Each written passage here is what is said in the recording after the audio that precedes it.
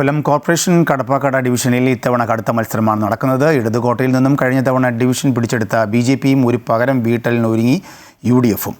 ഇടതുകോട്ട എന്ന പേര് തിരികെ സ്ഥാപിക്കാൻ LDFും സജീവമാണ്. കൊട്ടിക്കലാശത്തിന് മണിക്കൂറുകൾ മാത്രം ശേഷിക്കെ സ്ഥാനാർത്ഥികളെല്ലാം തികഞ്ഞ ആത്മവിശ്വാസത്തിലുമാണ്.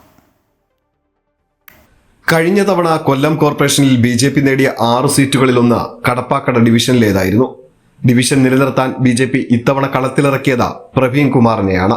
ഡിവിഷനിലെ വികസന തുടർച്ചയ്ക്കായി വോട്ട് ചോദിച്ചാണ് പ്രവീൺ കുമാർ വോട്ടർമാരെ സമീപിക്കുന്നത്.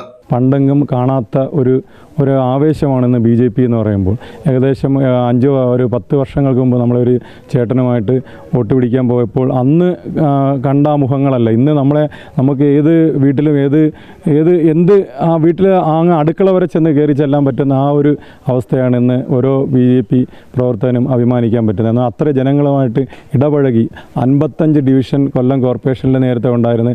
അത് 55 ഡിവിഷനിലും അമൃത് പദ്ധതി പ്രകാരം ഏറ്റവും കൂടുതൽ വാട്ടർ കണക്ഷൻ കൊടുത്തത് കടപ്പാട് ഡിവിഷനാണ്. നമുക്ക് എവിടെ അഭിമാനത്തോടെ പറയാം. അതിനെ നമ്മൾ പ്രത്യേകം നമ്മുടെ മുൻ കൗൺസിലറിനെ അഭിനന്ദിക്കുകയും ചെയ്യുന്നുണ്ട്. അപ്രതീക്ഷിതമായിരുന്നു ഇടതിന്റെ കഴിഞ്ഞ തവണത്തെ നഷ്ടം. ചുവപ്പുകോട്ടയിൽ താമര വിരിഞ്ഞപ്പോൾ അത് വിമതശല്യം എന്ന വിലയിരുത്തലിലായിരുന്നു ഇടതുപക്ഷം. എന്നാൽ ഇത്തവണ CPI വിജുവിനെ സ്ഥാനാർത്ഥിയാക്കിയതിലൂടെ ഡിവിഷൻ തിരിച്ചുപിടിക്കാനുള്ള ശ്രമത്തിലാണ്.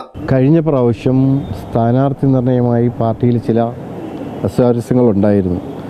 അത് പിന്നീട് വലുതാവുകയും കുറച്ച് നടപടികളിലേക്ക് പോവുകയും ചെയ്തു. അതിൻ്റെ അടിസ്ഥാനത്തിലാണ് കഴിഞ്ഞ പ്രാവശ്യം ഞങ്ങൾ പരാജയപ്പെട്ടു. വളരെയേറെ ആത്മവിശ്വാസത്തോടെ പറയട്ടെ, ഞങ്ങൾ ഇപ്രാവശ്യം ഗംഭീര വിജയം നേടും. ജനങ്ങളെല്ലാം ഞങ്ങളോട് ഒറ്റക്കെട്ടാണ്.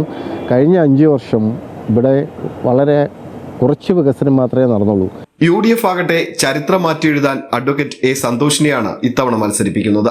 BJPയുടെയും ഇടതുപക്ഷത്തിന്റെയും വികസന പാളിച്ചകൾ അതിന് വഴിയൊരുക്കും എന്ന ആത്മവിശ്വാസത്തിലാണ് കോൺഗ്രസ്. സർക്കാരിനെതിരായ ഒരു കാറ്റ് നന്നായി വീശുന്നുണ്ട്. അപ്പോൾ അത് വോട്ടുകളായി മാറും. കൂടാതെ എൻ്റെ പ്രദേശത്തുള്ള എന്നെ എല്ലാവർക്കും നേരിട്ടറിയാവുന്നതും എൻ്റെ ബാനറിൽ പോലും എൻ്റെ പോസ്റ്ററിൽ പോലും ഞാൻ നിറഭേദമില്ലാതെ ഒരു കാര്യം ഞാൻ കൗൺസിലറായി കഴിഞ്ഞാൽ അല്ലെങ്കിൽ ഞാൻ തിരഞ്ഞെടുക്കപ്പെട്ട് കഴിഞ്ഞാൽ ഉണ്ടാവും എന്നെൻ്റെ പോസ്റ്ററിൽ തന്നെ വ്യക്തമാക്കിയിട്ടുണ്ട്. അതുകൊണ്ട് തീർച്ചയായിട്ടും എല്ലാവരും എന്നോടൊപ്പം ഉണ്ട്. 3 മുന്നണികളും വാശിയോടെ പ്രചാരണ രംഗത്ത് നിറയുമ്പോൾ കടുത്ത മത്സരമാണ് കൊല്ലം കോർപ്പറേഷനിലെ ഒരു പ്രധാന ഡിവിഷനായ കടപ്പാക്കടയിലേത്. അമൃത ന്യൂസ്, കൊല്ലം.